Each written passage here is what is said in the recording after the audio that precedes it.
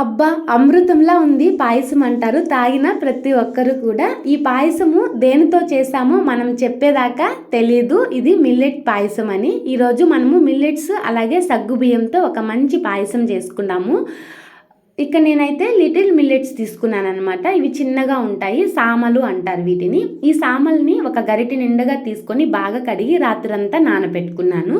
అదే గరిటెతో ఒక గరిటె నిండుగా సగ్గుబియ్యం కూడా తీసుకొని ఒకసారి కడిగి ఆ సగ్గుబియ్యం మునిగేంతవరకు నీళ్లు పోసుకొని 10 నిమిషాలు నానబెట్టుకోవాలి. రాత్రంతా నానబెట్టి ఉంచుకున్న సామల్ని కుక్కర్లో వేసి ఏ గరిటెతో అయితే సామలు తీసుకున్నామో ఒక గరిట, అదే గరిటెతో 6 గరిటెలుగా నీళ్లు పోసుకొని 4 విజిల్స్ వచ్చేంతవరకు ఈ సామల్ని ఉడికించుకోవాలి. ఇంకొక గిన్నె పెట్టుకొని అందులో మనం నానబెట్టుకున్న సగ్గుబియ్యాన్ని వేసి ఆ సగ్గుబియ్యం మునిగేంతవరకు నీళ్ళు ఆల్రెడీ మనం నానబెట్టుకున్నాం అదే నీటితో అందులో గిన్నెలో వేసేసి 5 నిమిషాలు ఉడికించుకోవాలి. ఇప్పుడు బాగా కాంచి పెట్టుకున్న ఫుల్ క్రీమ్ మిల్క్ని అయితే 500 ml తీసుకున్నాను. ఈ ఉడుకుతున్న సగ్గుబియ్యంలో 5 నిమిషాల తర్వాత ఈ పాలు వేసేసి బాగా అడుగంటకుండా కలుపుకుంటూ ఉడికించుకోవాలి. ఆ తర్వాత ఇక్కడ మనకి 4 విజిల్స్ వచ్చేసాయి అనమాట సామలు. దాన్ని స్టవ్ ఆఫ్ చేసేసుకొని ఒక 5 యాలకల్ని ఇలాగ రోట్లో బాగా మెత్తగా దంచుకోవాలి. ఆ తపకలు నచ్చకపోతే తీసేయచ్చు, నేనైతే తీసేసాను. కొంతమంది వేసుకుంటే మీకు ఇష్టం ఉంటే వేసుకోవచ్చు అనమాట. ఇప్పుడు మనం ఏ గరిటతో అయితే సామలు తీసుకున్నామో అదే గరిటతో 4 గరిటలుగా బెల్లం పౌడర్ని తీసుకున్నాను. మీకు ఇష్టం ఉంటే గడ్డ బెల్లం కూడా తీసుకొని దంచుకోవచ్చు అనమాట. బెల్లం మునిగేంతవరకు నీళ్లు పోసుకొని బాగా ఈ బెల్లంని కరిగించుకోవాలి. అది కరిగే లోపల ఇక్కడ మనకి సామలు అయితే ఉడికిపోయాయి కదా, బాగా చల్లారిందనమాట కుక్కర్. ఇప్పుడు మూత తీసేసుకొని ఆ సామల్ని ఉడుకుతున్న సగ్గుబియ్యంలో వేసేసుకోవాలి. ఇప్పుడు మనము బాగా కింద అడుగంటకుండా బాగా కలుపుకుంటూ దీనిని ఉడికించుకోవాలన్నమాట.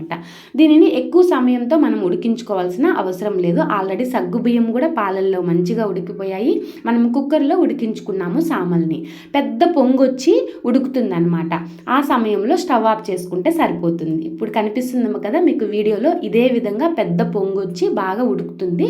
అప్పుడు స్టవ్ ఆఫ్ చేసేసుకోవాలి. ఇప్పుడు ఈ బెల్లం సిరప్ కూడా మనకి రెడీ అయిపోయింది. దీన్ని ఒక 10 నిమిషాలు పక్కన చల్లారబెట్టేసుకోవాలి.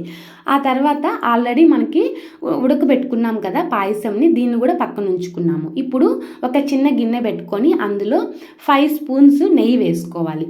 నెయ్యి వేసుకొని అందులో జీడిపప్పులు అలాగే ఎండు ద్రాక్ష కూడా వేసుకోవాలి. మనకు కావాలంటే బాదము అలాగే పచ్చి కొబ్బరిని కూడా సన్న ముక్కలు చేసుకొని ఇందులో ఈ నేతిలో ఫ్రై చేసుకుంటే చాలా బాగుంటుంది. నేను ఇంట్లో పిల్లలు కొబ్బరి వేస్తే తినరని నేను దాన్ని మాత్రం స్కిప్ చేసుకున్నాను. మీకు కావాలంటే దాన్ని కూడా వేసుకోవచ్చు. మీకు వీడియోలో కనిపిస్తున్న విధంగా మంచి కలర్ వస్తుంది అనమాట. ఈ జీడిపప్పులు అలాగే ఎండు ద్రాక్ష ఈ కలర్ వచ్చేంతవరకు మనం ఫ్రై చేసుకొని స్టవ్ ఆఫ్ చేసుకోవాలి.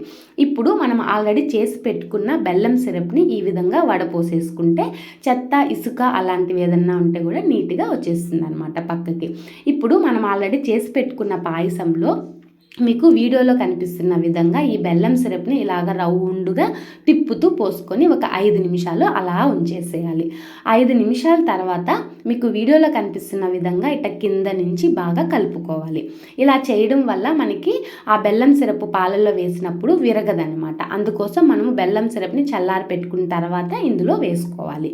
ఆ తర్వాత మనము దంచి పెట్టుకున్న ఇలాచీ పౌడరు, కాంచిన పాలల్లో వేసుకున్న కుంకుమ పువ్వు, ఆ మిల్క్, దాంతోపాటు మనం ఫ్రై చేసుకున్న డ్రై ఫ్రూట్స్ అన్నీ నెయ్యితో పాటు ఇందులో వేసేసుకొని బాగా కలుపుకోవాలి. ఆ తర్వాత మనము ఇలాగా గిన్నెలోకి తీసేసుకొని సర్వ్ చేసుకొని తిన్నట్లయితే అమృతం అండి. నిజంగా మాటల్లో చెప్పలేము. ఒక్కసారి ట్రై చేసి ఒక్కసారి ఈ పాయసంని తాగి చూడండి. చాలా హెల్దీ అనమాట. అప్పటికప్పుడు మనకి ఎనర్జీ కూడా పెరుగుతుంది ఈ పాయసం తాగడం వల్ల. చిన్నపిల్లలైనా పెద్దవాళ్ళైనా చాలా ఇష్టంగా తాగుతారు. ఫెస్టివల్స్కి రొటీన్ పాయసం కాకుండా ఇలా ఒకసారి ట్రై చేయండి. మీకు ఈ వీడియో నచ్చితే లైక్ చేయండి. Thank you for watching.